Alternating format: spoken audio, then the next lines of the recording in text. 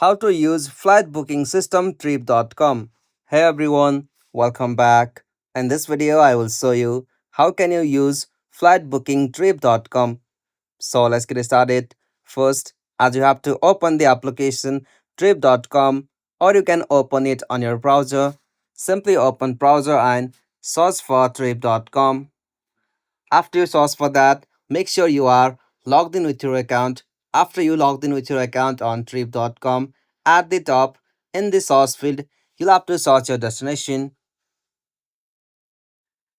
After you search, simply tap on flights. Now from this section, you'll be able to find a lot of list of airlines that you can select for your travel or destination. Simply you'll have to scroll down and tap and select one.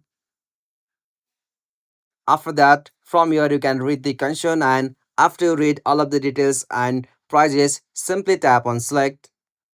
From the section passenger info, you'll have to provide the passenger details like their names, gender like female or male, nationality, date of birth, ID type, passport number or expiration date. After that, simply you'll have to provide your contact info, your mobile number or email, and after you provide and choose all of the details from here, you'll have to scroll down and tap on continue at the bottom right. After you tap on that, you'll have to also made a payment method.